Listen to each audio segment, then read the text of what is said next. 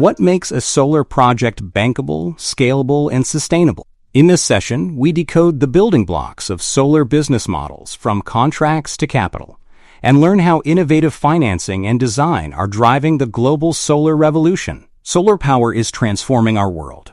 From massive utility-scale farms to panels on a single home, its potential seems limitless. But turning sunlight into a sustainable business requires more than just technology.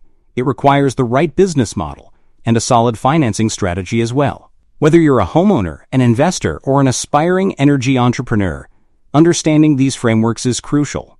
In the next few minutes, we'll break down the essential components of solar PV business models, explore the most common approaches, and demystify how these vital projects get funded.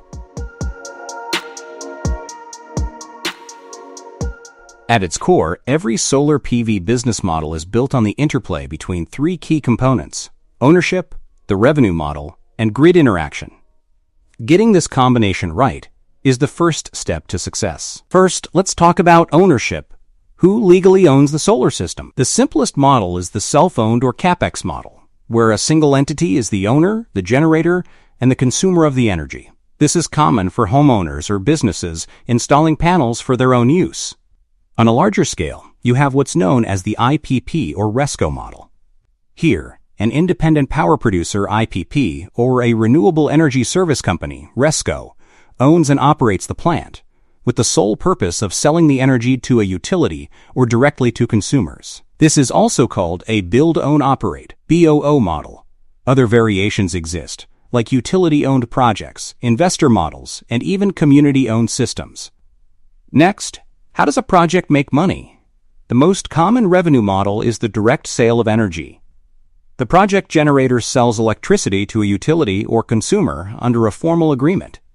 For self-owned systems, the revenue comes from the savings on electricity bills. But there are other creative models, like the sale of services. Imagine a farmer paying not for the electricity, but for the volume of water pumped by a solar-powered system. Finally, projects can earn secondary revenue from selling things like renewable energy certificates or carbon credits. Finally, how does the system interact with the electrical grid?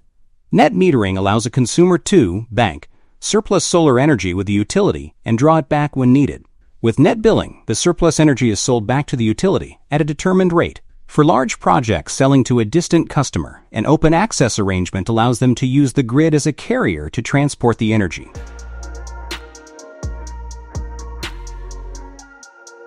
These components are formalized through contracts.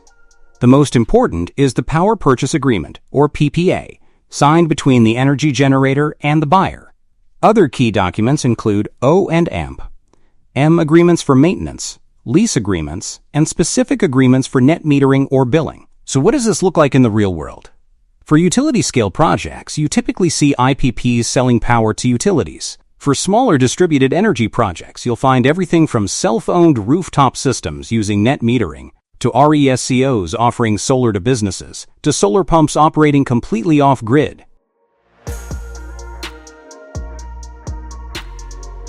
A great model is nothing without funding.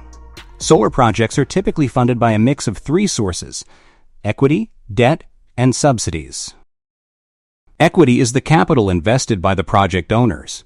For an individual, this could be their own savings. For a large IPP, equity can come from private shareholders, public offerings, or investment funds like pension funds. Investors assess projects using metrics like the simple payback period for small systems, or the internal rate of return, or IRR, for larger investments. Debt is borrowed capital that must be repaid. This often comes from commercial banks, non-banking financial companies, NBFCs, or microfinance institutions for smaller projects. To encourage lending, governments often play a key role. They might set up dedicated, green banks, establish lending quotas for renewable energy, or work with international agencies to bring in low-cost debt. Finally, subsidies and grants are often used to make solar more affordable and bridge the financial gap. This can be a capital subsidy to reduce the initial project cost, an interest rate subvention to lower the cost of debt, or viability gap funding to make the price of solar energy competitive with other sources. So from ownership and revenue models to the critical mix of equity, debt, and grants, the success of a solar project depends on getting the entire framework right.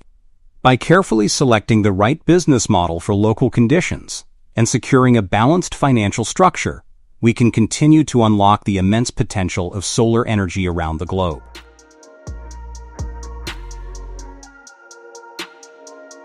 Thanks for going through and reading. Don't forget to like, share, and subscribe for more solar insights from I-SED Academy.